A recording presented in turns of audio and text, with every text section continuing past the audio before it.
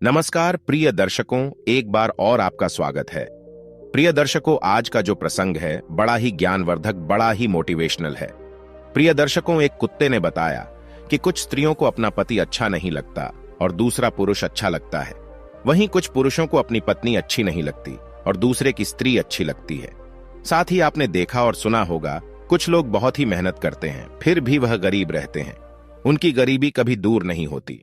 वही कुछ गरीब लोग बहुत कम समय में धनवान हो जाते हैं और उनकी गरीबी हमेशा के लिए मिट जाती है। आखिरकार ऐसा क्यों होता है? आपने सुना होगा, सभी लोग यही कहते हैं कि यह तो कर्मों का फल है। यह तो ठीक है कि सब कर्मों का ही फल होता है, मगर कर्म कैसे और किस दिशा में करने चाहिए जिससे उस कर्म का सकारात्मक फल मिले? तो आइए इस ज्ञानवर्धक प्रसंग को एक कहानी के माध्यम से समझते हैं।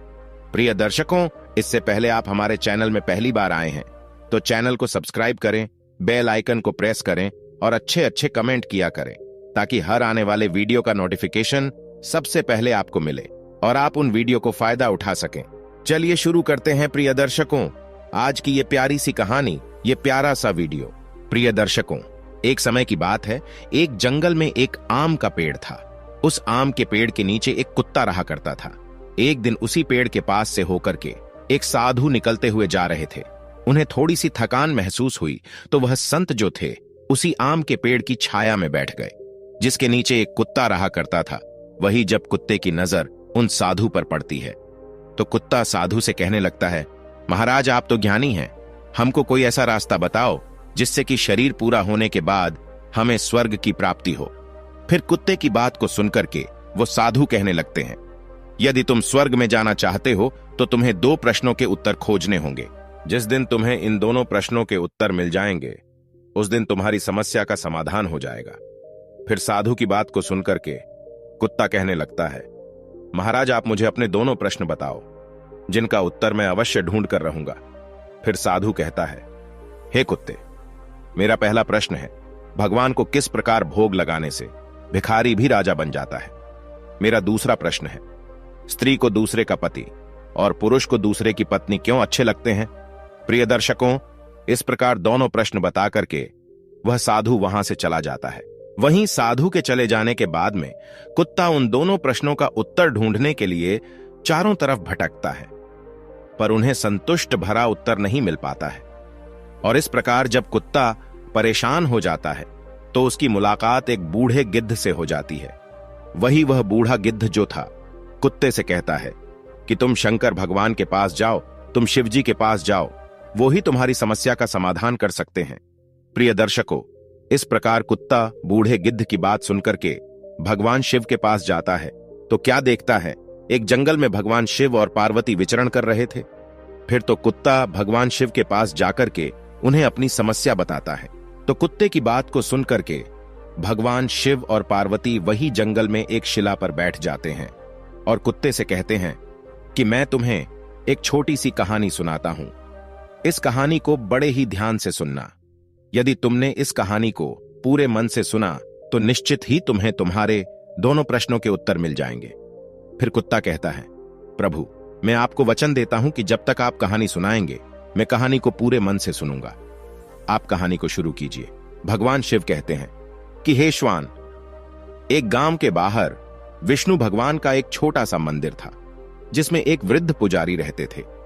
एक दिन एक गरीब मां अपने नन्हे से बालक को मंदिर के द्वार पर छोड़कर चली गई।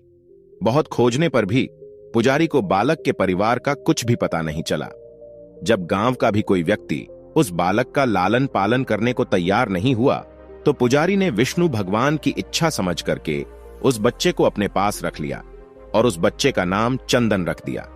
वहीं गांव के श्रद्धालु भक्तों से जो कुछ भी प्राप्त होता था उसी से भगवान विष्णु का और पुजारी का और उस बालक चंदन का गुजारा चलता था। और यदि किसी दिन भोग कम भी पड़ जाता था तो पुजारी जो था भगवान को भोग लगा करके और स्वयं और उस बालक को गंगाजल पिला करके केवल सो जाते थे। वहीं धीरे धीरे चंदन बड़ा होने लगा और अब वह पुजारी के कामों में हाथ बटाने लगा। वृद्ध पुजारी के थके हारे हाथों को अब कुछ आराम मिलने लगा। इसीलिए पुजारी ने अब चंदन को मंदिर की सफाई, भगवान विष्णु की पूजा और उनको भोग लगाने और उनकी आरती करने की विधि अच्छी प्रकार से समझा दी।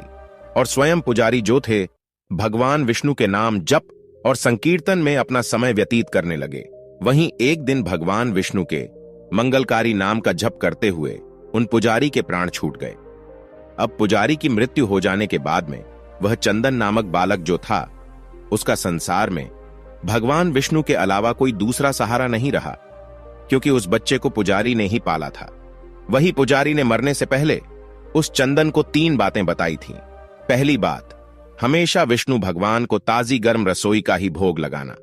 दूसरी बात, भगवान को भोग लगाए बिना स्वयं कुछ भी नहीं खाना।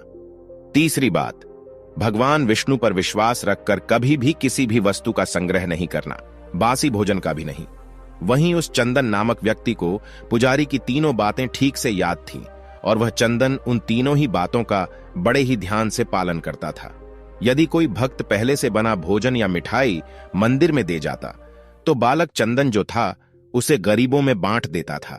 बड़ी ताजी रसोई बनाकर ही भगवान विष्णु को भोग लगाता था। उसके बाद ही स्वयं प्रसाद ग्रहण करता था और यदि फिर भी बच जाता था तो उसे बांट देता था। भगवान शिव कहते हैं कि हे तोते, यदि रसोई बनाने को सामग्री नहीं होती थी तो भगवान विष्णु और वो बालक चंदन दोनों गंगाजल पीकर ही रह जाते थे। एक दिन बरसात का मौसम आया और 3-4 दिन तक मूसलाधार बरसात होने से मंदिर में एक भी भक्त नहीं आया। वहीं चंदन अपने विष्णु भगवान को गंगा का ही भोग लगाता रहा और उसे ही पीकर स्वयं भी समय गुजारता रहा। उधर भगवान विष्णु उस बालक चंदन की भक्ति और सहन शक्ति की परीक्षा लेते रहे, किंतु आखिर में अपने भक्त बालक को भूख से तड़पते देख करके भगवान विष्णु से रहा नहीं गया और विष्णु जो थे, सेठ के नौकर का रूप धर करके हाथ में भोजन सामग्री की पोटली लेकर के बरसात में भीगते हुए मंदिर के द्वार पर जा पहुंचे। और इस प्रकार विष्णु ने मंदिर पर आवाज लगा करके उस चंदन को बुलाया और उसके हाथ में पोटली देते हुए कहा, ये कच्चा राशन सीधे के रूप में सेठ जी ने तुम्हारे पास भेजा है, इसे रसोई बनाओ, भोग लगाओ और स्वयं भी प्रसाद पाओ। मैं कल फिर आऊंगा। वहीं चंदन भगत ने आशीर्वाद देकर के और सूखी गीली लकड़ियों के धुएं में गर्म रसोई बना करके भगवान विष्णु को भोग लगाया। फिर पूरे बरसात के मौसम में भगवान विष्णु नौकर के भेष में चंदन भगत को सीधा देने के लिए आते रहे और स्वयं भी गर्मा गर्म रसोई का भोग पाते रहे। भगवान शिव कहते हैं कि हे श्वान, एक दिन चंदन भगत ने सोचा कि सेठ जी को सीधा भेजते हुए 4 महीने हो चले हैं, किंतु वे स्वयं कभी भी मंदिर में भगवान विष्णु का प्रसाद ग्रहण करने नहीं आए। फिर अगले दिन भगवान विष्णु नौकर के वेश में जब सीधे की पोटली देने आए तो चंदन भगत ने उनसे कहा, अरे भाई, तुम्हारे सेठ जी इतने बड़े धर्मात्मा हैं कि रोजाना तुम्हारे हाथों से सीधा भिजवा देते हैं और कभी भी स्वयं मंदिर में प्रसाद लेने के लिए नहीं आते। इस कारण से मेरा हृदय अत्यंत दुखी हो रहा है। तुम अपने सेठ जी से कहना कि कल वो भी मंदिर में प्रसाद ग्रहण करने के लिए अवश्य पधारें। वहीं चंदन भगत की बात को सुनकर के भगवान विष्णु चौंक कर घबरा उठे और बोले, अरे पुजारी जी, सेठ जी मेरे द्वारा आपको सीधा भेजते हैं, आप इससे भगवान को भी भोग लगा लेते हैं और स्वयं भी प्रसाद पाते हैं। फिर सेठ जी को बीच में बुलाने की क्या जरूरत है, जैसा चल रहा है वैसा ही चलने दीजिए। भगवान शिव कहते हैं कि हे श्वान। फिर वह चंदन कहने लगा, ऐसे कैसे चलने दूं? आपके धर्मात्मा सेठ जी इतने दिनों से सीधा भेज रहे हैं, क्या मैं उन्हें भगवान का प्रसाद देने का अपना कर्तव्य भी पूरा ना करूं? मैं किसी का उधार खाने वाला नहीं हूं। अपने सेठ जी से कह देना, यदि कल वो भगवान विष्णु का प्रसाद ग्रहण करने के लिए नहीं आए तो मैं उनका सीधा लेना बंद कर दूंगा। फिर तो नौकर बने विष्णु भगवान अपने चंदन भगत की अकड़ को देख करके एकदम से कांप उठे और यह सोच करके मन ही मन में हंसे कि वाह बेटा, आज तो लेने वाला ही देने वाले पर धौंस दिखा रहा है। लेकिन सरल हृदय भक्त के मनोभाव पर रीझ करके भगवान विष्णु बोले, ठीक है पुजारी जी, कल सेठ जी मंदिर में प्रसाद ग्रहण करने जरूर पधारेंगे। वहीं दूसरे दिन बड़े सवेरे ही भगवान विष्णु नौकर के भेष में दूध और बहुत सारी भोजन सामग्री लेकर के मंदिर पहुंच गए। वहीं चंदन चौंकते हुए बोला, भाई, आज इतना सारा सीधा किस लिए लेकर आए हैं? तो नौकर बने विष्णु भगवान बोले, पुजारी जी, क्या आप भूल गए? आज आपने सेठ जी को प्रसाद के लिए बुलाया है, इसलिए आप छक करके रसोई बनाइए और विष्णु भगवान को भोग लगाइए। वही नौकर बने विष्णु भगवान कहने लगे, हे चंदन भगत, ये तो बता दीजिए कि सेठ जी को किस समय आना है। तो चंदन ने प्रसन्न होकर के नौकर बने विष्णु भगवान को सेठ के आने का समय बता दिया। अब उधर तो चंदन भगत रसोई तैयार करता है और इधर भगवान विष्णु जो थे अपने चंदन भगत की इच्छा पूरी करने के लिए सेठ का रूप धारण करने लगते हैं। इधर अपने स्वामी को एक प्यारे भक्त के यहां पर जाने का समाचार सुनकर के माता लक्ष्मी भी भला कैसे पीछे रहती।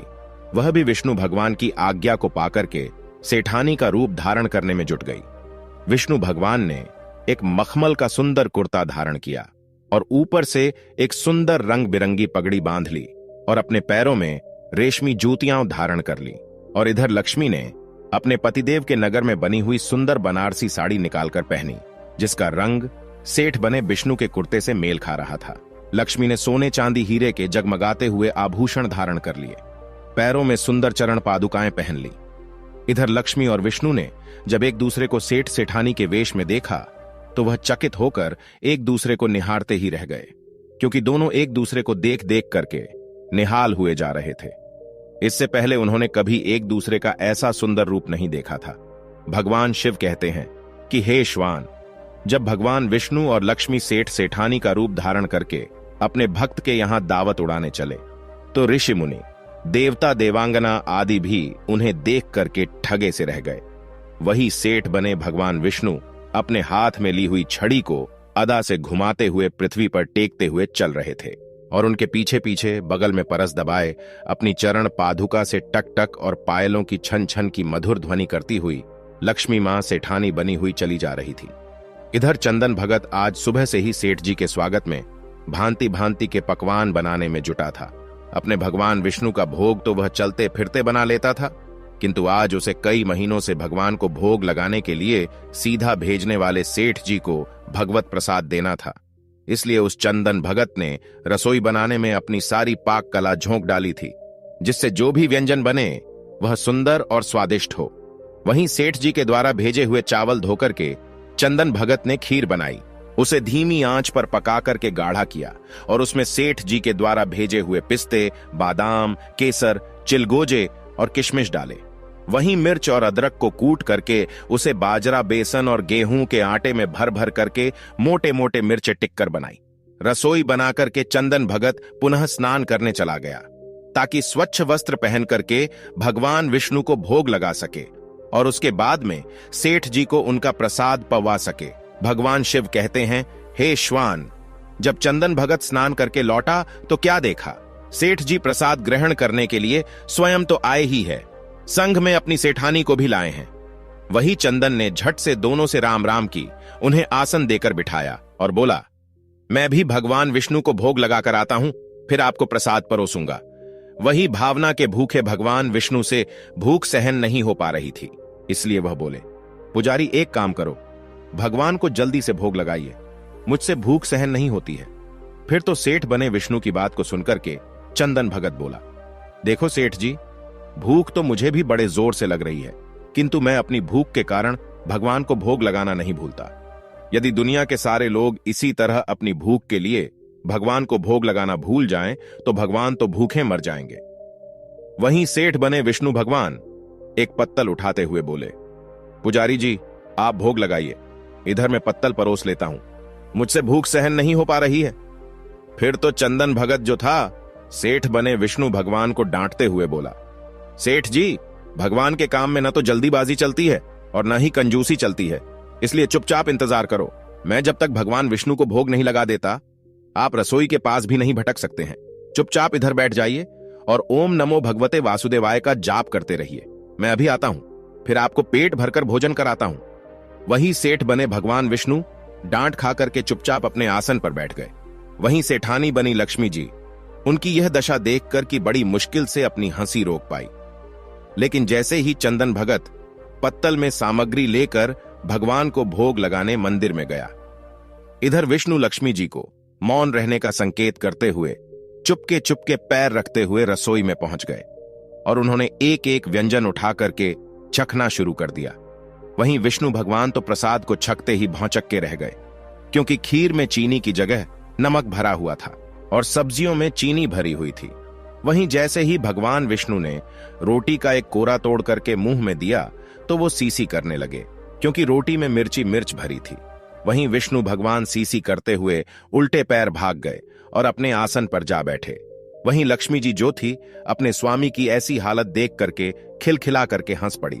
इससे पहले कि भगवान विष्णु लक्ष्मी के सामने कुछ सफाई दे पाते, चंदन भगत ओम नमो भगवते वासुदेवाय मंत्र का जप करते हुए रसोई में पहुंचा और उसने भोग को रसोई में मिला करके उसे पवित्र बना डाला और फिर सेठ जी के सामने पत्तल परोसकर हाथ जोड़कर बोला, सेठ जी, मैंने भगवान विष्णु को भोग लगा दिया है, अब आप भी जी भरकर प्रसाद पाइए। वहीं विष्णु तो अभी अभी भक्त की शक्ति से भी जोरदार उसके हाथ की बनी हुई रसोई छक चुके थे, अतः उसे ग्रहण की बात सुनकर ही उनके पसीने छूटने लगे। कभी भगवान विष्णु चंदन भगत का तो लक्ष्मी का मुख देखने लगते, वहीं चंदन भगत को सेठ जी की ढील बर्दाश्त नहीं होती है और वह कहता है, सेठ जी, अब क्या हो गया आपको? अभी अभी तो आप इतने उतावले हो रहे थे, आपको बहुत तेज भूख लग रही थी, पर अब आप खाने में इतनी देरी क्यों कर रहे हैं? आप जल्दी से प्रसाद ग्रहण करो, तभी तो माता जी भी प्रसाद ग्रहण करेंगी और उसके बाद में फिर मैं प्रसाद पाऊंगा। वहीं चंदन भगत की ललकार को सुनकर के विष्णु भगवान ने चुपचाप खीर का कुल्हड़ उठाया और सारी नमकीन खीर गट गट पी गए। कुल्हड़ खाली होने की देर थी कि चंदन ने उसे झट से भर दिया। अपने प्रिय भक्त के हाथों परोसे हुए भोग में भगवान को आज दुगना स्वाद आने लगा। चंदन परोसता गया और भगवान विष्णु पीते गए। वहीं जगत माता लक्ष्मी भक्त और भगवान दोनों के प्रेम को देख करके मंत्रमुग्ध होती रहीं। अब सारी रसोई समाप्त हो गई तो भगवान ने एक जोर की डकार ली। वहीं चंदन को होश आया और बोला, वाह सेठ जी वाह, मैं ही बावला था जो आज इतनी थोड़ी सी रसोई बनाई। मुझे पता होता कि आपको प्रसाद ग्रहण करने का इतना बड़ा शौक है तो मैं और ज्यादा रसोई बनाता। वहीं भगवान विष्णु अपने पेट पर हाथ फेरते हुए सेठानी बने लक्ष्मी की ओर मुस्कुराकर देखते हुए बोले, पुजारी जी, मैं इतना रोज खाना कहां खाता हूं, किंतु आज प्रसाद इतना स्वादिष्ट बना था कि अपने पर बस ही नहीं रहा और खाता चला गया। किंतु तभी चंदन भक्त रुआंसा होकर बोला, सेठ जी, वो तो आपने ठीक किया, लेकिन माता जी तो भूखी रह गई। रसोई तो आपने सारी साफ कर दी। फिर तो ममतामयी लक्ष्मी पर चंदन की उदासी देख करके रहा नहीं गया। उन्होंने बची हुई खीर की 4 बूंदें अपने कंठ में टपका लीं। पर विष्णु भगवान द्वारा भोग लगाने से प्रसाद में अद्भुत अलौकिक स्वाद भर गया था। ऐसी सुगंधित और मीठी खीर छक्कर कि जगत जननी आकंठ तृप्त हो गई और उनके तृप्त होते ही सृष्टि का प्रत्येक प्राणी तृप्त हो गया।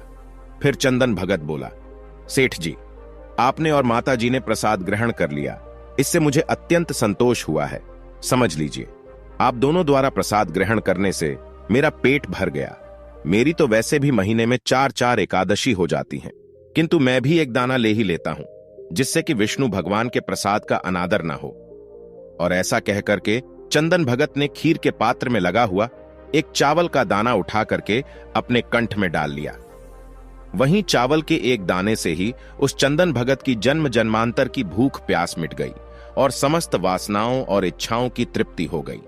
भगवान शिव कहते हैं कि हे श्वान, वहीं उसके ज्ञान के नेत्र खुल गए और उसने क्या देखा कि उसके सामने यानी चंदन भगत के सामने भगवान विष्णु और जगत जननी लक्ष्मी जी आशीर्वाद की मुद्रा में मुस्कुराते हुए खड़े हैं। फिर तो भगवान विष्णु और लक्ष्मी का असली रूप देख करके चंदन भगत दौड़ करके उनके चरणों में लौट गया। वहीं भगवान विष्णु ने चंदन भगत को अपने हाथों से उठा करके अपने सीने से लगा लिया और कहा, बेटा बताओ तुम्हें क्या चाहिए? मैं तुम्हारी भक्ति से बहुत ही प्रसन्न हूं, जो इस प्रकार से भगवान को भोग लगाते हैं, सच्ची निष्ठा के साथ में उन पर आस्था रखते हैं, उनके जन्म जन्मांतर के पाप दूर हो जाते हैं और उनकी गरीबी हमेशा के लिए दूर हो जाती है। वहीं चंदन भगत कहने लगा, प्रभु मुझे कुछ नहीं चाहिए, केवल आपका प्यार चाहिए। वहीं भगवान विष्णु कहते हैं, नहीं चंदन, तुमने अब तक गरीबी देखी है, मैं तुम्हें वरदान देता हूं कि तुम इस राज्य के राजा बनकर के इस राज्य का सुख भोगोगे और शरीर पूरा होने के बाद में तुम्हें स्वर्ग की प्राप्ति होगी। और फिर ऐसा कहकर के भगवान विष्णु और लक्ष्मी अंतर्ध्यान हो जाते हैं। वही गरीब चंदन जो था, भगवान को नित्य नियम से भोग लगा करके स्वयं भोजन करता था, जिसका उसे फल मिला कि वह भिखारी से राजा बना। भगवान शिव कहते हैं कि हे श्वान, उसी विष्णु भगवान के मंदिर के पास में एक किसान अपनी पत्नी के साथ में एक झोपड़ी बनाकर रहता था और मंदिर में जो भी स्त्री या पुरुष पूजा के लिए आते जाते थे, वह किसान मंदिर पर आने वाली स्त्रियों को घूर घूर कर देखता रहता था और अपनी दृष्टि गलत रखता था। वहीं उस किसान की पत्नी मंदिर पर आने वाले पुरुषों को घूर घूर कर देखती रहती थी। अब समय इस प्रकार से धीरे धीरे गुजरता गया। एक दिन एक ठग कहीं से घूमता हुआ उस किसान की झोपड़ी से होकर गुजरा तो किसान की पत्नी की नजर उस ठग पर पड़ गई। वही ठग जो था दिखने में किसान से ज्यादा हष्ट पुष्ट और सुंदर था। देखते ही देखते वो किसान की पत्नी उस ठग को अपना दिल दे बैठी। वहीं मौका पाकर के किसान की पत्नी ने उस ठग से कहा, मैं तुम्हें बहुत पसंद करने लगी हूं, तुम मुझे अपने साथ ले चलो। भगवान शिव कहते हैं कि हे श्वान। फिर उस किसान की पत्नी की बात सुनकर के वो ठग राजी हो गया और किसान की पत्नी से कहा, तुम्हें घर में जितना भी धन माल मिले चुपचाप निकाल कर ले आओ, फिर हम दोनों यहां से कहीं दूर चल के सुख का जीवन जिएंगे। वहीं वह किसान की पत्नी घर में घुसती है और जितना भी धन चुरा सकती थी उतना ले करके उस ठग के पास आ जाती है और फिर वह ठग उस किसान की पत्नी को लेकर के गांव से दूर निकल जाता है। वही थोड़ी देर के बाद में एक ठगनी उसी किसान की झोपड़ी से होकर गुजरती है। फिर उस किसान की नजर उस ठगनी पर पड़ती है। वही ठगनी किसान की पत्नी से बहुत ज्यादा सुंदर थी, इसलिए किसान उस ठगनी को अपना दिल दे बैठा और मौका पाकर के उस ठगनी से कहता है, मैंने तुम्हें जब से देखा है मुझे कुछ भी अच्छा नहीं लग रहा है, मैं तुमसे प्यार करने लगा हूं। फिर ठगनी ने कहा, तो क्या चाहते हैं? फिर किसान ने कहा, हम तुम कहीं दूर चल करके एक साथ सुखपूर्वक रहेंगे। भगवान शिव कहते हैं कि हे श्वान।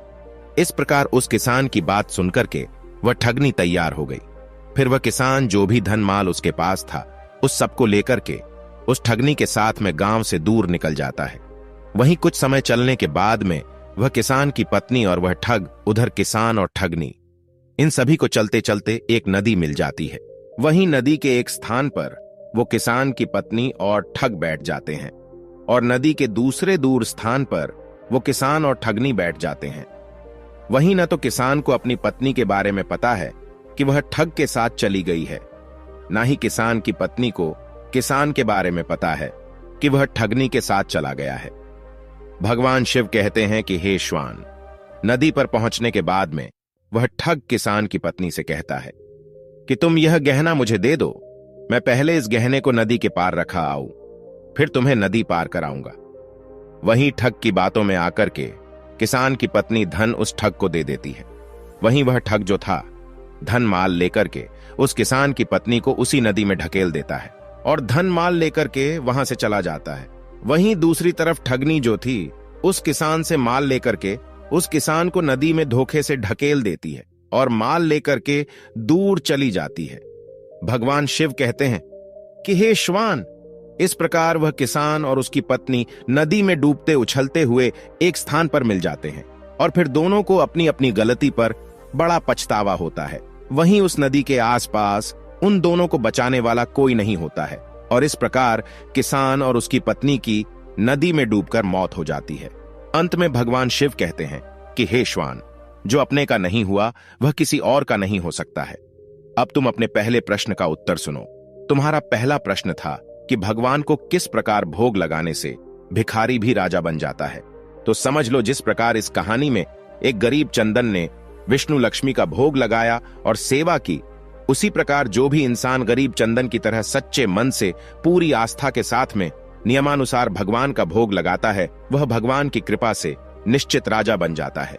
जिस प्रकार से वह गरीब चंदन एक राजा बन गया, इसलिए हर इंसान को रोजाना सच्चे मन से नियमानुसार भगवान का भोग रोजाना लगाना चाहिए। उसके बाद ही स्वयं भोजन ग्रहण करना चाहिए। यदि जो भी इंसान ऐसा करता है तो निश्चित ही लक्ष्मी की उस पर कृपा होती है और ऐसा व्यक्ति भिखारी होकर भी राजा बन जाता है। भगवान शिव आगे कहते हैं कि हे श्वान, अब तुम अपने दूसरे प्रश्न का उत्तर सुनो। तुम्हारा दूसरा प्रश्न था कि स्त्री को दूसरे का पति और पुरुष को दूसरे की पत्नी क्यों अच्छे लगते हैं। तो समझ लो, तो जो स्त्री या पुरुष चरित्रहीन होते हैं, ऐसे चरित्रहीन स्त्री या पुरुष को हमेशा दूसरे का पति या दूसरे की स्त्री अच्छे लगते हैं। जिस प्रकार से वो किसान और उसकी पत्नी दोनों ही चरित्रहीन थे। न किसान को अपनी पत्नी अच्छी लगती थी और न ही किसान की पत्नी को अपना पति किसान अच्छा लगता था। इसलिए उन्होंने चरित्रहीनता की। और जो चरित्रहीनता करते हैं उन्हें निश्चित एक दिन अपने कर्मों का भोग भोगना पड़ता है। इसी वजह से उस किसान और उसकी पत्नी की नदी में डूबकर मृत्यु हुई। पति पत्नी के बीच सच्चा प्रेम, वफादारी, सेवा, आत्मीयता, विश्वास तभी रह सकता है जब उनमें एक निष्ठा का व्रत हो। यदि कोई स्त्री अनेक पुरुषों से या कोई पुरुष अनेक स्त्रियों से गुप्त संबंध स्थापित करता है तो उसके शरीर में, रक्त में, मन में, मस्तिष्क में अनेक तत्व मिल जाने के कारण अस्थिरता, खींचतान, आकर्षण, विकर्षण के दौर चलने लगते हैं। ऐसी अवस्था में सच्चा प्रेम, वफादारी एवं आत्मीयता असंभव है। व्यभिचारी स्त्री पुरुषों का दाम्पत्य जीवन हमेशा कपट, धूर्तता, मायाचार और छल से भरा हुआ होता है। यह अवसर पड़ने पर अपने साथी को ही धोखा देते हैं। इसलिए जो चरित्रहीन स्त्री होती है उसे कभी अपना पति अच्छा नहीं लगता, और जो चरित्रहीन पुरुष होता है उसे कभी भी अपनी स्त्री अच्छी नहीं लगती, और ऐसे स्त्री पुरुष को अंत समय में नरक में जाना पड़ता है। इसलिए हमेशा सद्मार्ग पर चलने के लिए हर स्त्री पुरुष को चरित्रवान होना चाहिए, तभी भगवान की कृपा के पात्र बन सकते हैं। प्रिय दर्शकों, इस प्रकार भगवान शिव के द्वारा कहानी सुनने के बाद में कुत्ते का मन पूरी तरह से संतुष्ट हो जाता है और फिर वह वहां से भगवान को प्रणाम करके वहां से चला जाता है, और समय आने पर उसको स्वर्ग की प्राप्ति होती है, क्योंकि कुत्ता एक दूसरे से बहुत प्यार करते थे, एक दूसरे के अलावा कभी किसी की ओर देखते भी नहीं थे। इसी की वजह से अंत समय में श्वान को स्वर्ग की प्राप्ति हुई। प्रिय दर्शकों, हमारी आज की कहानी, आज का वीडियो यहां समाप्त होता है। हम उम्मीद करते हैं कि आपको ये कहानी पसंद आई होगी और आप इससे ढेर सारी प्रेरणा लेंगे। मिलते हैं अगली ज्ञान चर्चा के साथ अगली वीडियो में। तब तक के लिए नमस्कार, धन्यवाद।